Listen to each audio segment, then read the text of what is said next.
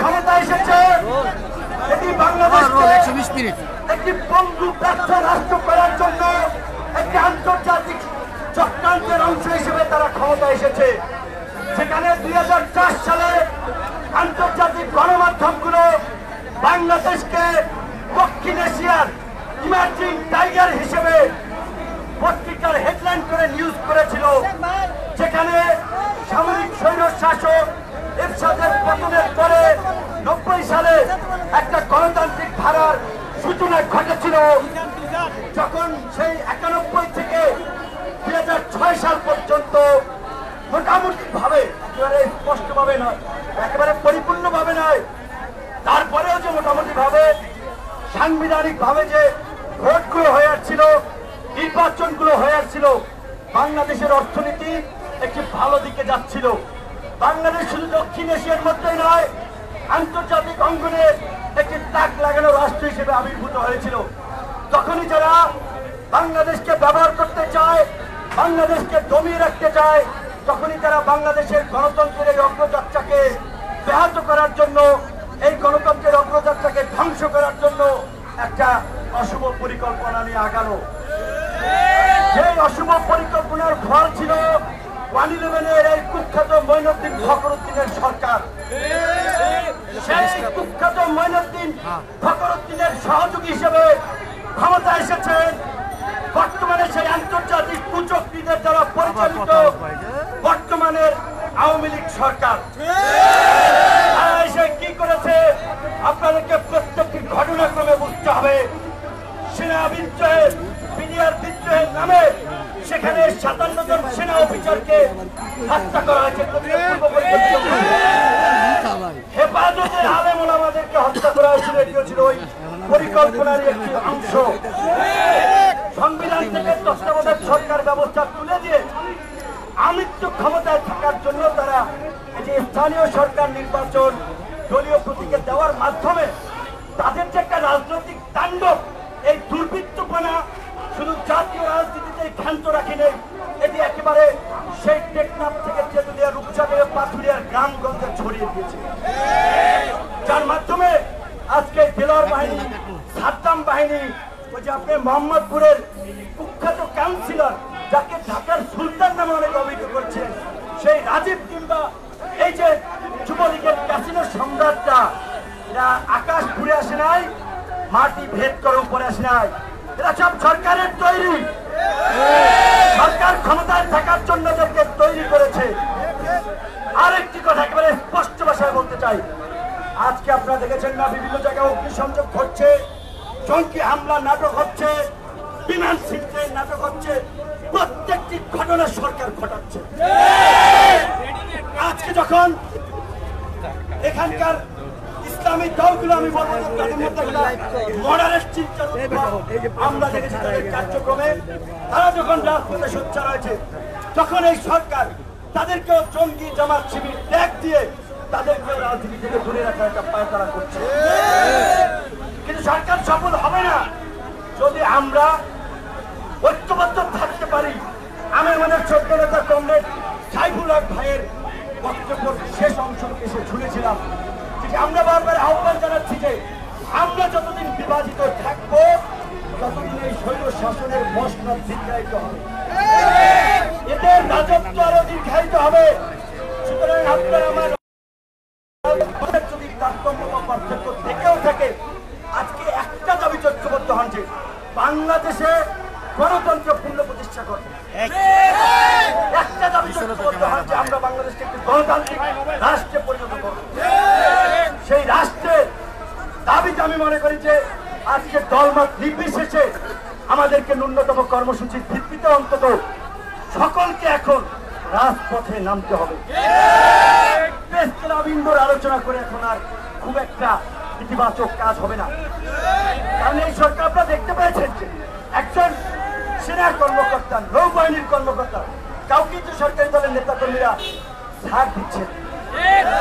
আজকে এই যে পুরান ঢাকার আরেক কুখ্যাত নেতা হাজি সেলিম, আমি মিডিয়ার ভাই বোনদেরকে সবিনয় অনুরোধ করি যে আজকে আপনারা টক শো আয়োজন করছেন, কলাম লিখছেন, এই হাজি সেলিমের যে সন্ত্রাস চাঁদাবাজের যে রাজত্ব, আপনাদের নাকের ডগার সামনে দিয়ে এতদিন চলেছে। আপনাদের কতটুকু আপনারা সংবাদ পরিবেশন করেছেন, যেখানে গণমাধ্যমকে বলা হয় রাষ্ট্রের ফোর্থ স্টেট, চতুর্থ স্তম্ভ, আইন নির্বাহী বিচার বিভাগের পরে গণমাধ্যমকে কনসিডার করা হয়। গণমাধ্যম রাষ্ট্রের ওয়াজলাত, গণমাধ্যম জাতির বিবেক। রাষ্ট্রের যে তিনটা অংশ, বিচার, নির্বাহী, আইন বিভাগ, সেগুলোতে এই সরকারের দখলে। তারা তো সেগুলোকে দলীয়করণ করে ফেলেছে, জনগণের অধিকারকে হরণ করে সেগুলোকে একটা দলীয় প্রতিষ্ঠানে পরিণত করেছে।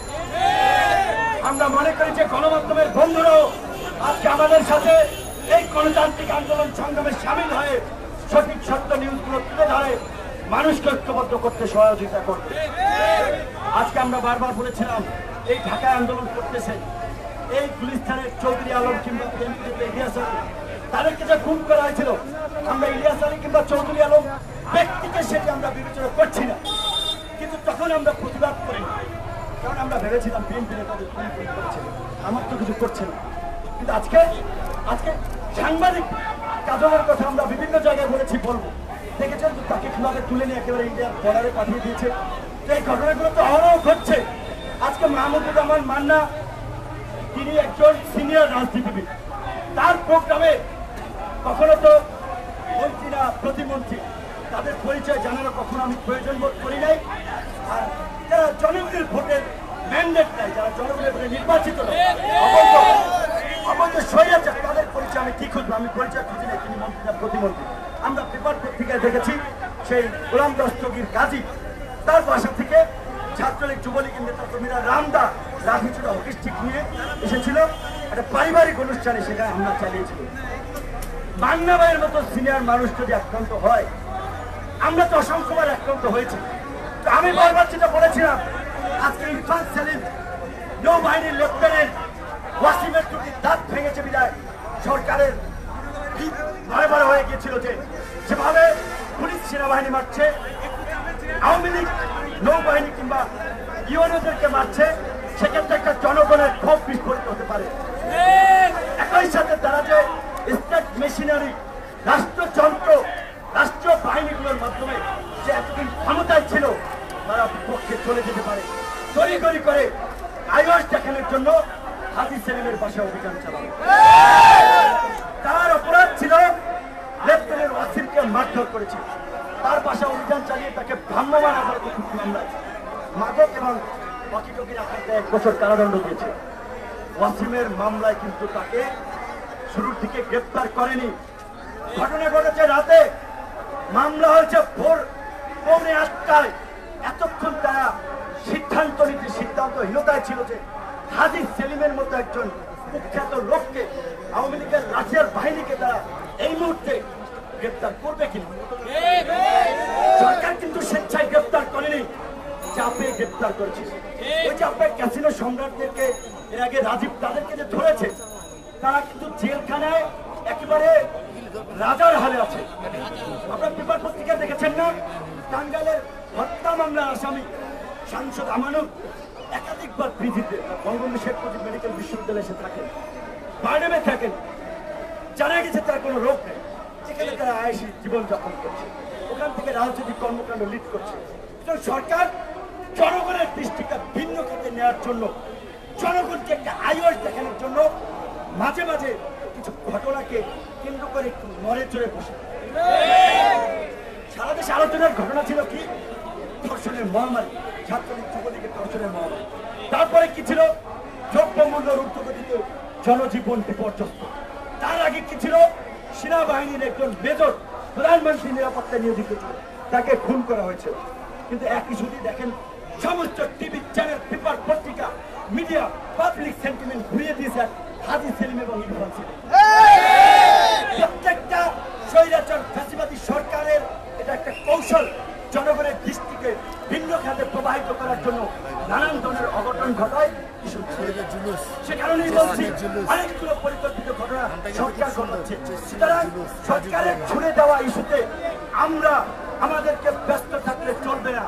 জনগণের ছুড়ে দেওয়া ইস্যুতে ওদেরকে কথা বলাতে বাধ্য করতে হবে, ওদেরকে নাকানি চুপানি খাওয়াতে হবে। এই মুহূর্তে আমাদের দাবি কি? একটা দাবি, যে বর্তমান সরকার সেই গণতন্ত্র, বিচার ব্যবস্থা, প্রশাসনকে ধ্বংস করে বাংলাদেশকে একটা গৃহযুদ্ধের দিকে নিয়ে যাচ্ছে। সেখান থেকে উত্তরণে অতি দ্রুত একটা ফ্রেশ ইলেকশন, সেটা মধ্যবর্তী হোক আর জাতীয় নির্বাচন হোক, একটা ফ্রেশ ইলেকশনের মাধ্যমে বৈধতা দিয়ে ক্ষমতায় আসতে হবে, জনগণের ম্যান্ডেট দিয়ে ক্ষমতা আসতে হবে। যদি আওয়ামী লীগ সেই ম্যান্ডেট নিয়ে আসে, আমরা সমস্ত মিডিয়ার সামনে জাতীয় নেতৃবৃন্দ সবাই কমিটমেন্ট করবে, আমরা মেনে নেব। কিন্তু আপনারা যে মেশিন সেট করে রেখেছেন, এই যে ইভিএম, ভারতে আমরা পার্লামেন্টে দেখেছেন ভোট চাহিদার পদ্ধতি দীর্ঘদিন তাদের টেকনিক্যাল এক্সপার্টিসদেরকে ব্যবহার করে তারা ইভিএমটাকে স্ট্রং করতে চাচ্ছে। আর কিছু দেবে কিন্তু ওই ইভিএম এর সিস্টেমে আমরা এতদিন বিভাজিত থেকে বিভিন্ন নির্বাচনে অংশ নিয়ে এই সরকারকে আমরা বৈধতা দিয়েছি। কাজী রাজনৈতিক দলগুলোকে বলবো, যারা একদিকে বলছেন এই সরকার অবৈধ, এই সরকার অসাংবিধানিক, এই সরকার মুক্তিযুদ্ধের চেতনার পরিপন্থী, আবার সেই সরকারের অধীনে যারা নির্বাচনে যাচ্ছেন তারা কিন্তু স্ববিরোধী কথাবার্তা বলছেন। একটা নির্বাচনেও আপনাদের কোন রাজনৈতিক অর্জন আছে?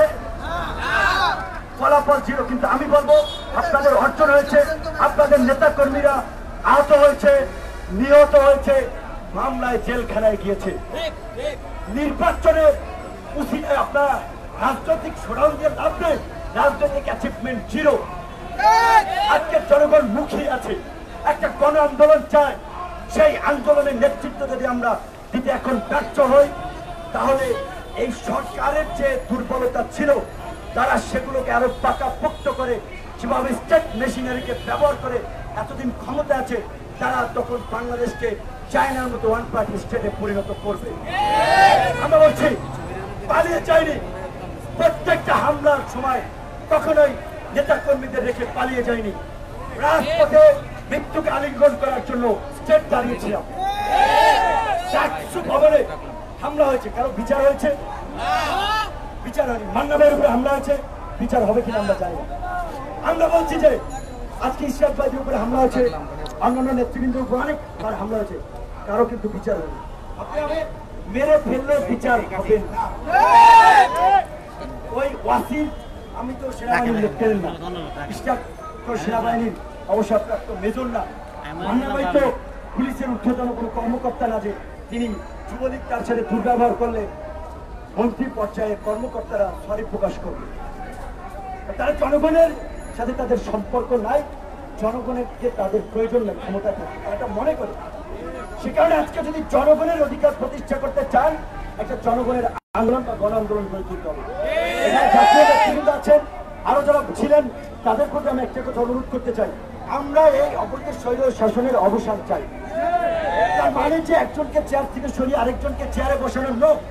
অবশ্যই রাষ্ট্রের সাংবিধানিক আইনগত কিছু সংস্কার আনতে হবে, জনগণের মাঝে ভোট ক্রিয়েট করতে হবে।